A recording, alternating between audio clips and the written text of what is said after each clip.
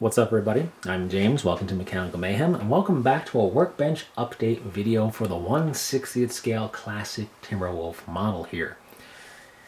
Made some progress. Didn't get as far as I wanted to, so we'll get to that in a moment. But as a quick recap, this is a 1/60th scale classic Timberwolf that I'm painting up inspired by the color scheme that we see on the Timberwolf in the Mech Commander 1 cinematic intro. It's not a one-to-one correlation, but just heavily inspired by it. So, last time I said I was going to make the red a bit bolder and a bit more of a purer red. I was going to figure out something for the missiles and the little sensor. I was going to also get some metallics going on and whatnot, and clean up the gray afterwards. I also put down some stuff on the base, as you can see here, and we'll come back to that. So things were progressing pretty good the first week. I got all of the color stuff done, and I was now up to cleaning up the gray, and I made pretty good progress in cleaning up the gray, and then I got sick in the second week. So that means, I'm still actively recovering from being sick, because the second week is obviously the week before filming the update. So it was a full-blown combo package of the works, right? It was the fever, the splitting headache, the sinus congestion, sore throat, chest congestion stuff, aches and all that, the full shebang. It's nice to have the combo package, right? It's a real value deal. But anyways, because of that, my voice was shot. I was just feeling, no energy, just in full-on rest and recovery mode. Was out of work for several days. Probably shouldn't have went to work when I did, but I was getting real stir crazy, and I felt well enough, which inhibited the speed of the recovery. But I needed to try to make some money, so there you go. Yeah, so that was fun.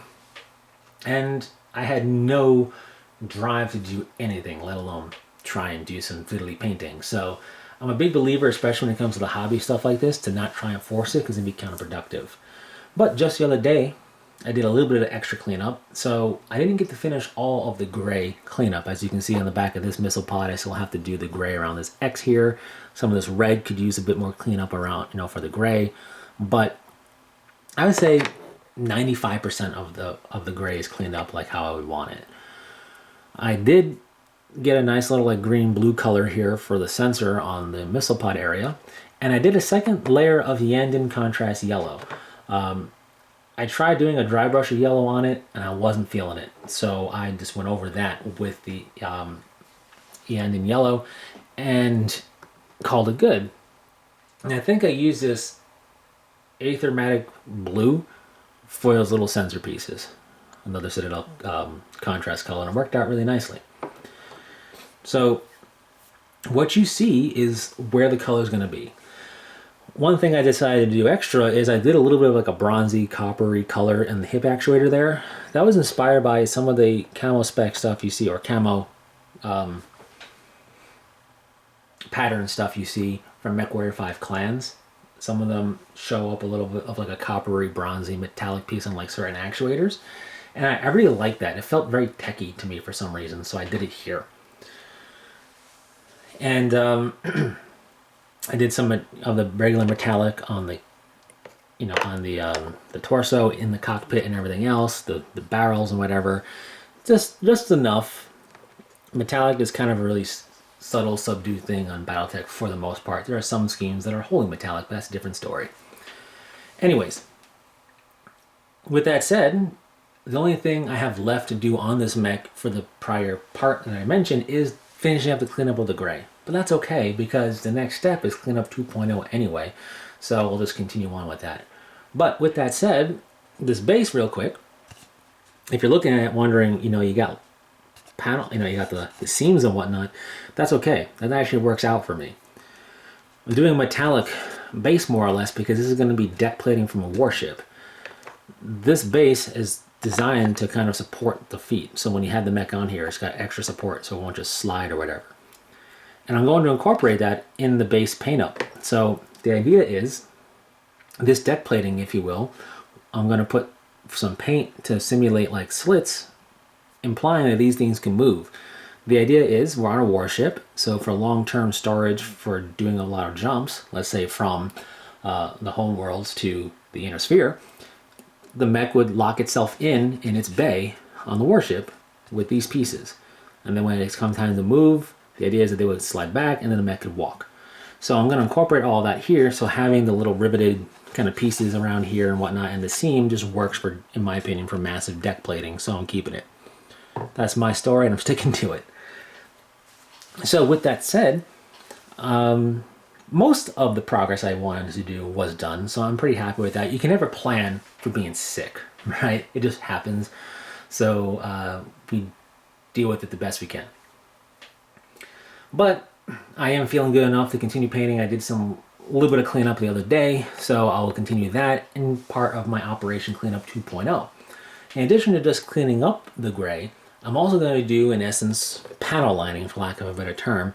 So like these slits here will have a solid color in them around here to give a bit more definition. It's a bit of an exaggerated technique, truth be told, just like edge highlighting on miniatures kind of is. But the whole point of these models is to have that exaggerated technique to sell the effect and make it feel more complete, right? So like I'll do it in here as well, in these slits and whatever, and it just gives it a better sense of feeling of being just more detailed out. And I'll do that in several different ways.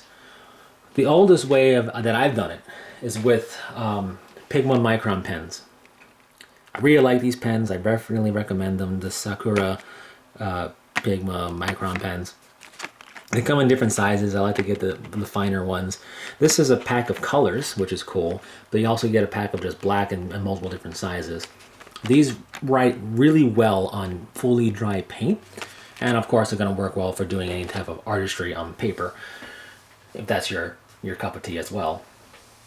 On top of that, I have some Tamiya panel line accent colors to use as well. They have a nice fine applicator, and then Ammo has a fine tip brush in these oil brushers that can work well. I have black and Starship Filth.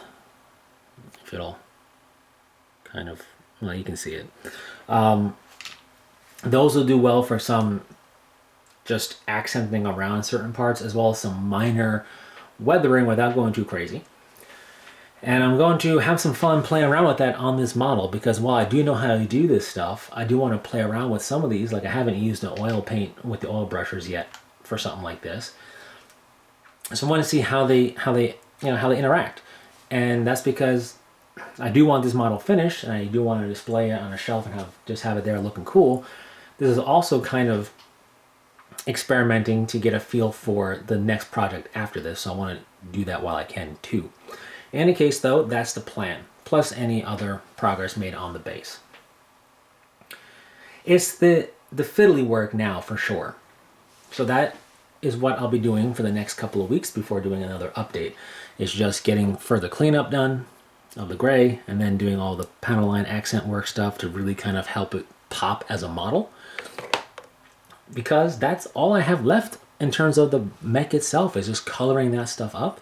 I'm not coloring it up, but doing all that stuff up, because the base colors of what I want is exactly where I want them and how I want them, which is really cool. It means we're getting pretty close. So I gotta eventually focus more on the base to get that done and ready. And then I got to eventually print out the clear pieces for the cockpit, because we're getting close to the point where I need to apply them, which is pretty exciting. Meaning we're gonna get to see this thing fully assembled and on its base and ready for display, which I think is super cool. So lots of fun to be had there. Anyways, that's all I got for you on this one. Thanks so much for tuning in and stopping by. Share your thoughts on the progress made, or if you've utilized any of the stuff I mentioned, share your thoughts on that as well. I'm looking forward to making more progress. You know, being sick sucks, but you can't plan for it. You just gotta adapt and overcome, and that's what we're doing. So I still think pretty good progress all around. And, you know, when you just sit down and do some painting here and there throughout a week, it all adds up. So if you're like me and you kind of feel like, man, I wish I could just sit down and paint for a while, but I really can't, that's okay. Do, you know, a few minutes here, a few minutes there, and, you know, over time it's like, oh wow, I got a lot more done than I thought I did, which is always cool. Anyways, thanks so much for stopping by. Until the next one, take care.